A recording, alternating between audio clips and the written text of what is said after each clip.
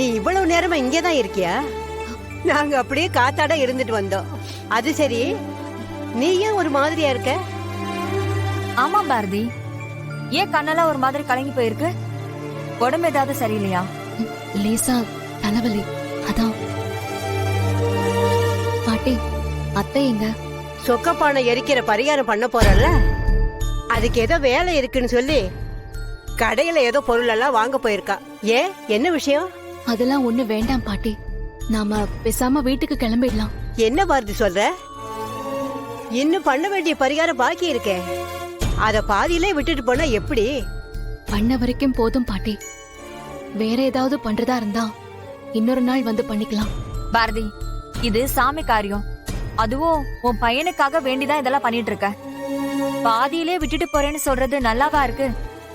வந்தது வந்தாச்சு, முழுசா எல்லாத்தையும் பண்ணிட்டு போயிடலாம். ஐயோ, சொன்னா புரிஞ்சுக்கோங்களேன். என்ன என்னாச்சு பாட்டி, ஏதாவது பிரச்சனையா? தெரியல தம்பி, திடீர்னு பாரதி வீட்டுக்கு போலான்னு சொல்றா. வேணான்னு சொல்லி நாங்க சமாதானப்படுத்திட்டு இருக்கோம். அப்படியெல்லாம் போக முடியாது பாரதி. நீங்க கடவுள்கிட்ட உங்க பையனுக்காக போராடிட்டு இருக்கீங்க. கஷ்டமா தான் இருக்கும். அதையெல்லாம் தாண்டி இந்த பரிகாரத்தை முடிச்சிட்டீங்கன்னா போதும். அது வரைக்கும் கடவுள் நமக்கு இந்த மாதிரி குழப்பத்தை கொடுத்து சோதனை பண்ணிக்கிட்டே தான் இருப்பாரு. அது எல்லாத்தையும் தாங்கி ஜெயிக்கணும், பின்வாங்கிட கூடாது. தம்பி சொன்னதை கேட்டல்ல, எல்லாம் கடந்து வரணும். கடவுள் காரியம்னா சும்மா இல்ல. மச்சான், சொக்கப்பானை கொளுத்துற பரிகாரம் பண்றதுக்குள்ள நீங்க எல்லாரும் என் வீட்டுக்கு வந்து ஜாம் ஜாம்னு விருந்து சாப்பிட்டு வந்துருங்க. நான் எல்லா ஏற்பாட்டையும் பண்ணிட்டு தான் வந்திருக்கேன். டேய், உனக்கு எதுக்குடா தேவையில்லாத ரிஸ்க்? அடி வெளுத்துருவோம் பாத்துக்க. நீ வந்ததுமே நான் உங்ககிட்ட இன்னைக்கு நம்ம வீட்டுல விருந்துன்னு சொல்லிட்டேன். ஏதாவது சாக்கு போக்கு சொல்லி தட்டி கழிக்கலாம்னு நினைக்காத. நீ என்ன பண்ணுவியோ ஏது பண்ணுவியோ எனக்கு தெரியாது. எல்லாரையும் கூட்டிக்கிட்டு என் வீட்டுக்கு விருந்துக்கு கிளம்புற. சரவணன், நாங்க இவ்வளவு பேர் இருக்கோம், எல்லாருக்கும் சமைச்சுக்கிட்டு எதுக்கு தேவையில்லாம நீங்க செலவு பண்றீங்க? நாங்க எல்லாரும் ஹோட்டல் ஆர்டர் பண்ணி சாப்பிட்டுக்கிறோம். என்ன சார் பொசுக்குன்னு இப்படி சொல்லிட்டீங்க? இங்க எந்த ஆர்டரும் வராது சார். அப்படியே சாப்பாடு வேணும்னாலும் முதல்லயே சொல்லி வைக்கணும். என் ஊருக்கு வந்துட்டு உங்களுக்கு எல்லாம் சாப்பாடு போடாம அனுப்புனா நான் ஆதியோட ஃப்ரெண்டுன்னு சொல்றதுக்கே அர்த்தம் இல்லாம போயிடும். ஆதி என் உயிர் நண்பன் சார். அவன் கல்யாணம் பண்ணிக்க போற பொண்ணு குடும்பத்தோட வந்திருக்கீங்க. அவன் ஆபீஸ்ல வேலை செய்யற பாரதி அவங்க குடும்பத்தோட பரிகாரம் பண்ண வந்திருக்காங்க. உங்களை வீட்டுக்கு கூட்டிக்கிட்டு போய் கௌரவம் பண்ணாம இருந்தா நல்லா இருக்குமா சார்? எல்லாரும் கிளம்புங்க. இந்தாங்கம்மா.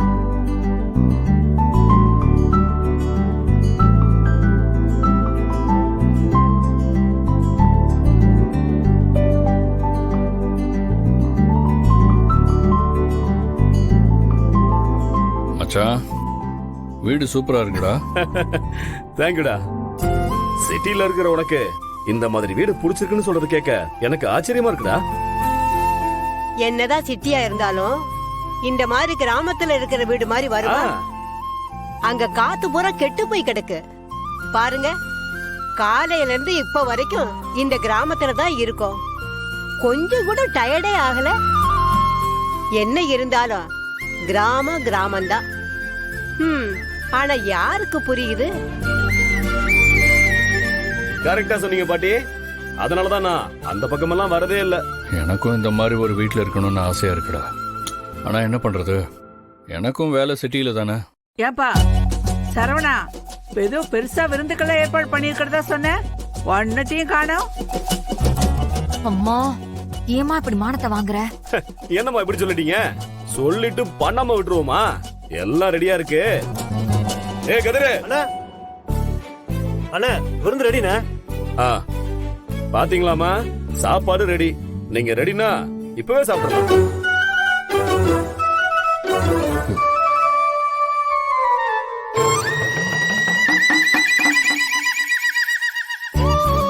உட்காருமா. பாரதி பாரதி, இப்படி உட்காருங்க. வாங்க உட்காருங்க. அட உட்காருங்க. பாட்டி பக்கத்துல உட்காருங்க.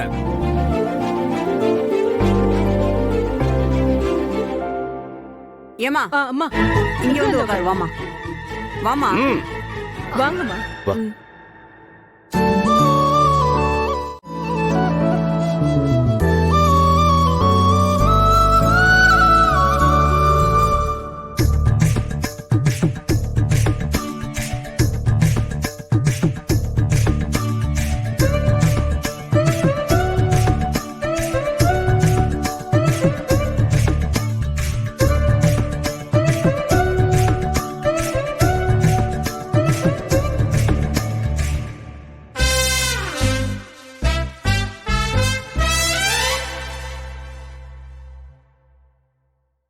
மா, என்னம்மா இது? இவங்க 2 பேரும் எவ்வளவு முக்கியமானவங்க, நல்லா கவனிக்கணும். ஒரு குறை வந்துடக்கூடாது. கவனிக்காம இருப்போமாப்பா? நம்ம வீட்டுக்கு வந்திருக்காங்க, இவங்கள கவனிக்காம இருப்போமா? போதும் போதுங்கிற அளவுக்கு நல்லா தான் கவனிச்சிருக்கேன். மித்ரா மேடம், நீங்க எது வேணும்னாலும் கூச்சப்படாம கேட்டு வாங்கிக்கங்க. இது உங்க வீடு மாதிரி.